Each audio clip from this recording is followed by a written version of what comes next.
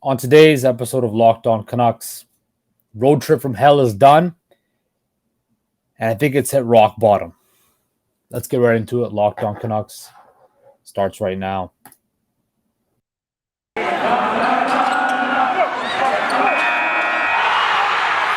You're Locked On Canucks, your daily podcast on the Vancouver Canucks. Part of the Locked On Podcast Network, your team every day. What is up, everybody? Welcome to Locked On Canucks, the show that keeps you locked in on all things Vancouver Canucks. Of course, I am your host, Justin Pooney. You can find me on Twitter at Process Sports with an underscore at the end. That's Process Sports with an underscore at the end. I want to thank you for making Locked On Canucks your first listen of the day. We are free and available wherever you get your podcast services. Also, like and subscribe to our YouTube channel. Just type in Locked On Canucks on YouTube. It'll probably be the first thing that pops up. And let's just jump right into it.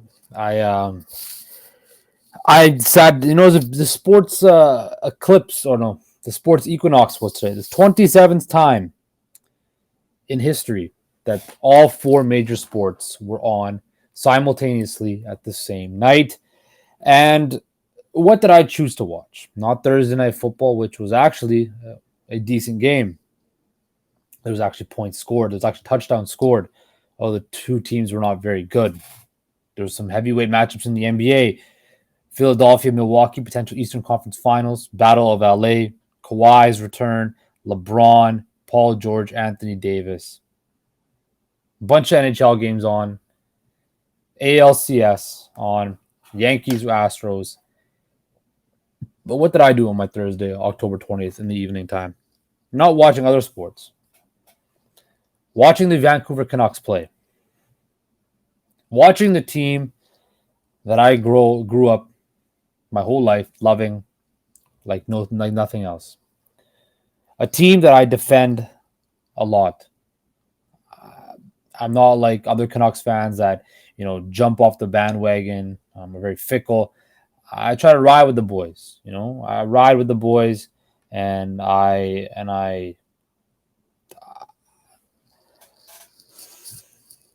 try my best to remain positive as a Canucks fan because it's hard to be positive as a Canucks fan, especially the last decade. And I thought this season there's so much positivity. I thought something good was going to happen. Remember, 8 days ago now, I came on here prognosticating, yelling, screaming that the Vancouver Canucks are going to make the playoffs. The Vancouver Canucks could potentially be a top 3 seed in the Pacific Division because they had at least all the ingredients in 2 of the 3 aspects: goaltending and forward depth to be successful. When I look back now, a week later, couldn't even win a game. The Vancouver Canucks have started off this season 0-3-2. Blew a lead in Edmonton. Blew a lead in Philly. Blew a lead in Washington. Blew a lead in Columbus. And once again, in Minnesota, the Canucks did what the Canucks did best. They blew another lead.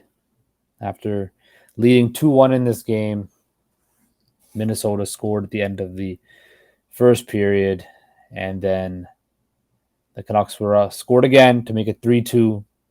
And then going into the third period, Minnesota gets a power play, and you just knew they were going to score.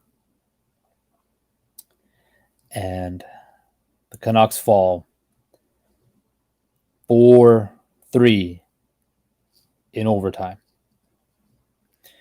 Kirill Kaprizov has scored his 4th goal of the season. He added another 2 assists. Doing what superstars do, put up points. Minnesota got their first points of the season tonight. They got their first win, something the Canucks don't have yet. Marc-Andre Fleury had 23 saves. Bo Horvat scored in the 3rd straight game. Just, again, proving the point that, maybe you should sign your captain. Dakota Joshua had a goal and assist. The 4th line was probably the Canucks' best line tonight. They scored, chipped in offensively. They, had zone time. Thatcher Demko didn't play bad. 33 saves on 37 shots. And this Canucks team gagged again.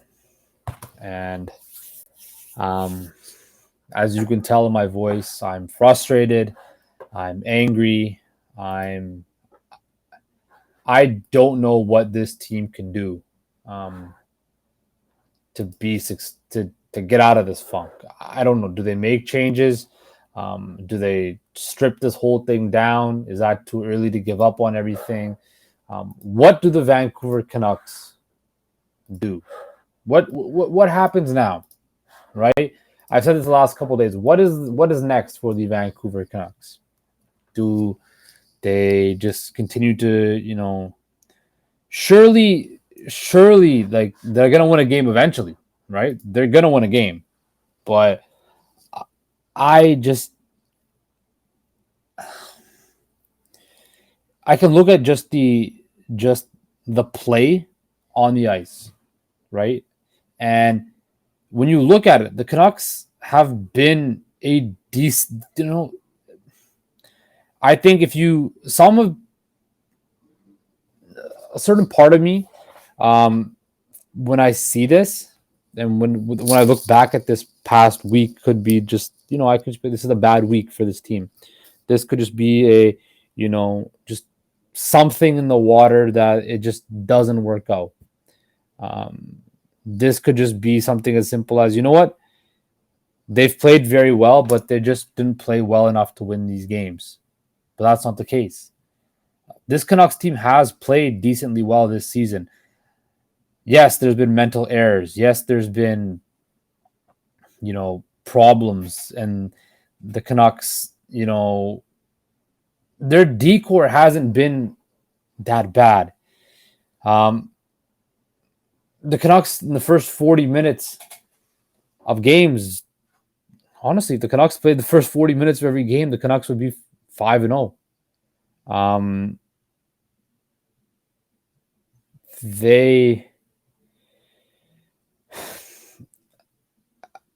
I don't know what JT Miller is doing right now. It looks like he's just cashing a paycheck.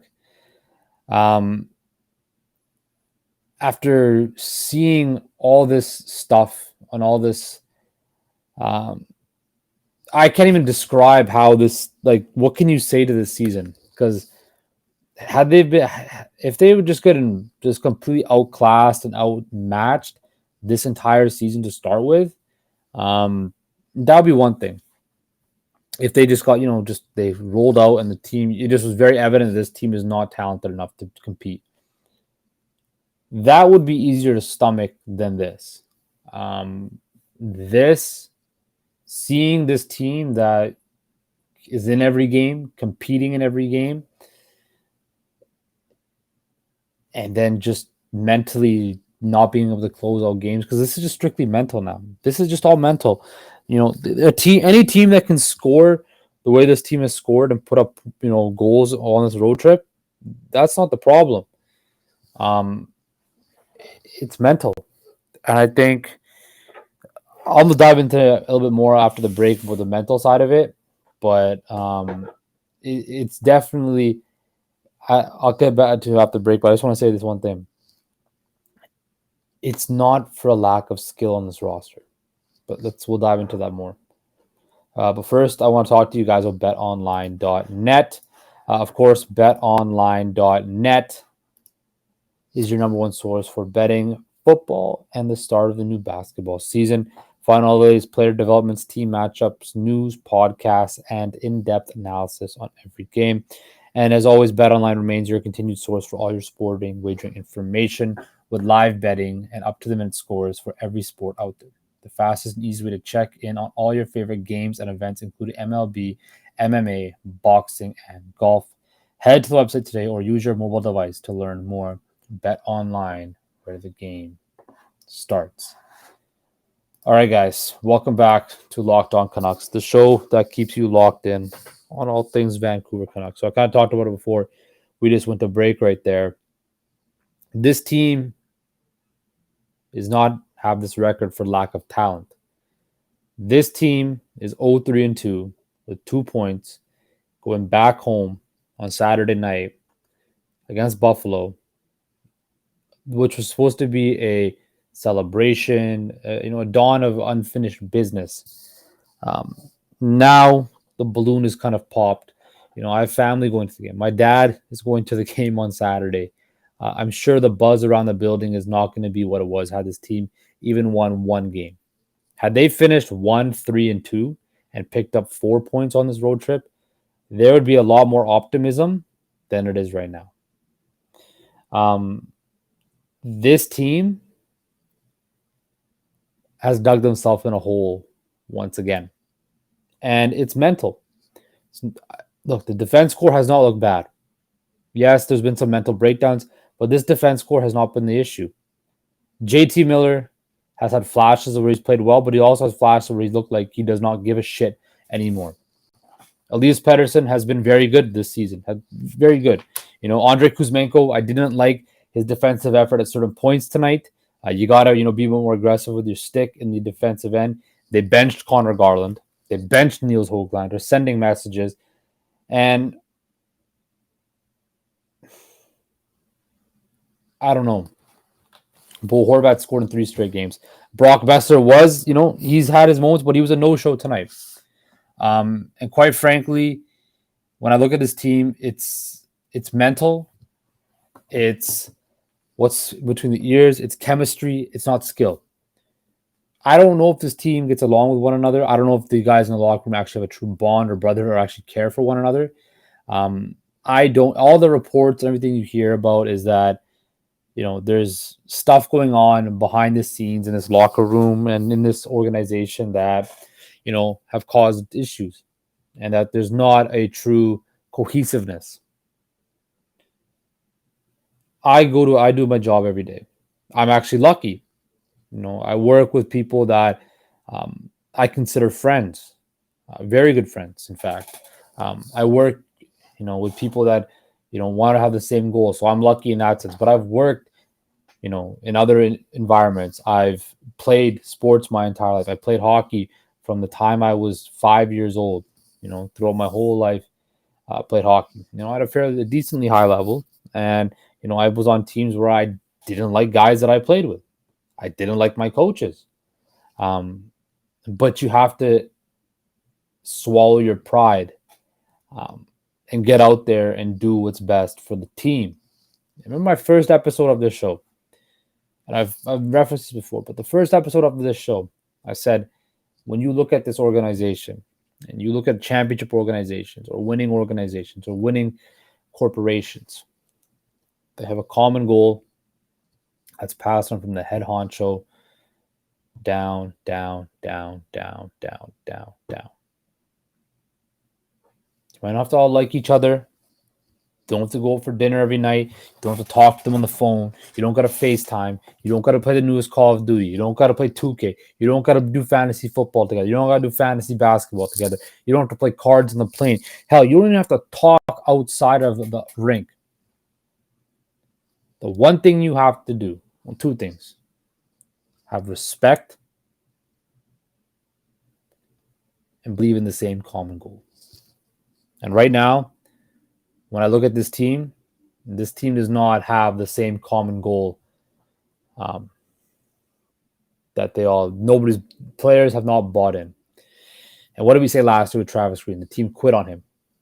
Well, I don't know if they're going to quit on Bruce Boudreau or they just never listened to his message and they don't care.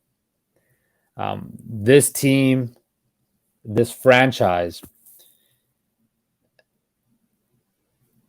had its greatest heights.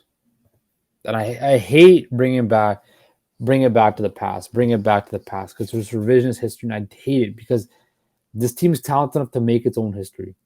When I look at this team on paper, right? You look at this team on paper. This team on paper has enough skill to be a very competitive team, and they have been competitive in every game, but they don't have and it's kind of like the Brooklyn Nets in the NBA. Now, the Canucks are nearly not as talented as the Brooklyn Nets, or nearly have as much chaos as the Brooklyn Nets, but they don't have the mental ability to conform together as a team and come together as a team. And until that happens, and they can say all they want in the media, but when I look at this team, they're not a cohesive unit. JT Miller, I don't know what happened. I don't know if it's just a new deal. He's been away from his family. His wife, of course, had a new baby. That whole stress. I don't know if Bo Horvat and his contract situation is playing a part in this. Brock Besser's injury.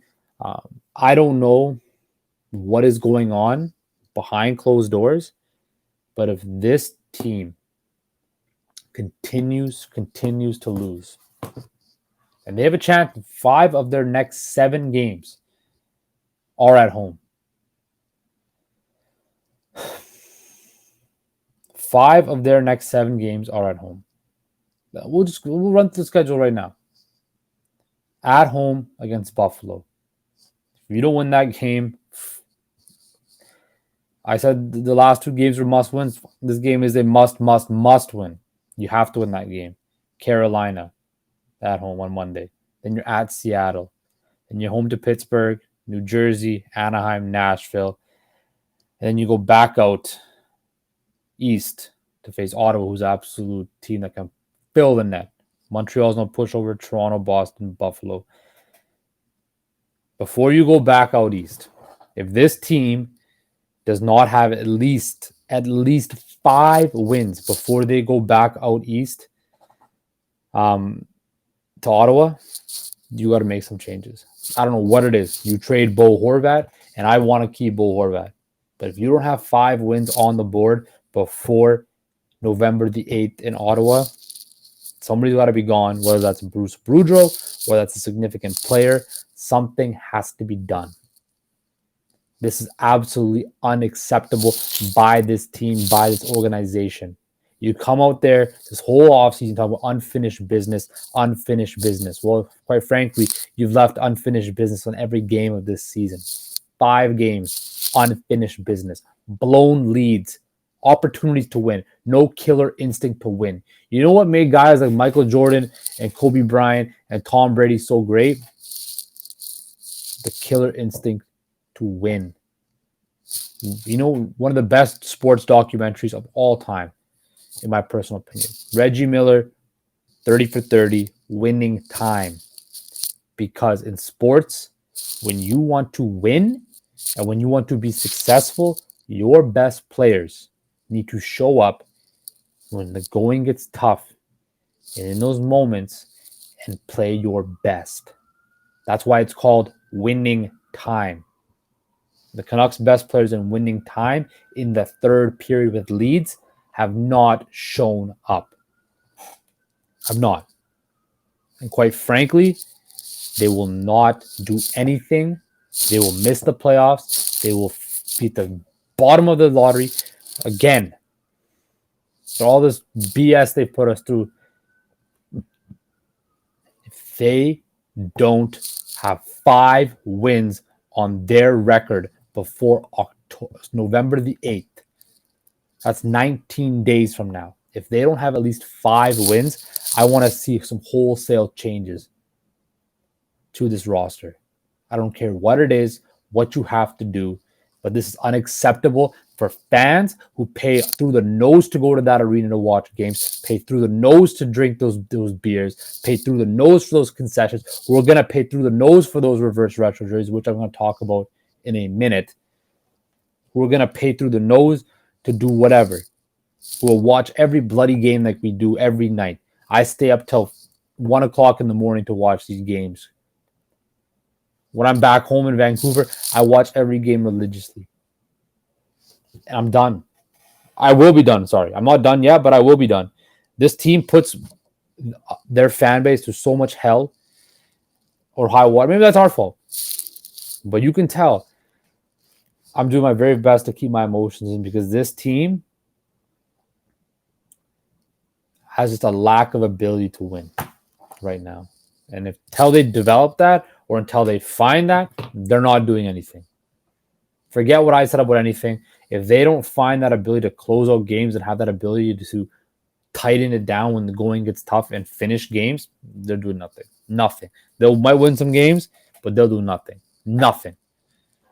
Anyway, after this, I'm going to talk about the reverse retro jerseys because, as you can tell, I'm kind of in a sour mood. I'm going to start ranting about Canucks fans because I think they're complaining about way too much. But first, I want to thank you for making Locked On Canucks your first listen today. Now your second listen, game to game NHL. Every moment, every top performance, every result, Locked On Game to Game covers every game from across the NHL with local analysis, that only Locked On can deliver. Follow Game to Game on Locked On NHL, available today on the Odyssey app, YouTube, and wherever you get your podcast services. So, the Canucks dropped their brand new reverse retro jerseys, paying homage to the 1962 Western League Canucks. There's the Johnny Canuck logo with the dark navy and the green numbers on the chest to pay on with them. Canucks fans out there, you guys complain way too much. Stop complaining. The jersey is completely fine. The way I would classify it, if I can wear that jersey and it looks fashionably appealing, I will wear it. That jersey is simple, effective, pays homage to the Canucks franchise history before the NHL, which is totally fine. Because the Canucks back then, the Western League actually won titles. They won championships. They were successful, unlike this franchise right now. So stop complaining. I don't want to hear about them with a flying V. I don't. Just accept them. They're nice jerseys. They're better than a lot of them out there. I was looking on Twitter. I was scouring Twitter. Every other fan base other than the Canucks fan base approved of those jerseys. What's wrong with them? 2 AHL, it looks like. Oh, it looks just everything in this fan base can find a nitpick, and I just went on a huge rant nitpicking on how they play on the ice. I get it. It's a jersey. They're going to wear it 6 times this year, never wear it again. Is it really that big of a difference? Is it really that big of an issue to you? It's fine. The jersey is fine. Will I spend $315 to buy one? No, because it's extremely overpriced. But if it was a little bit cheaper, I would buy one. Or if somebody wants to gladly gift me one, I will gladly accept. This team's got a lot more other issues than a jersey.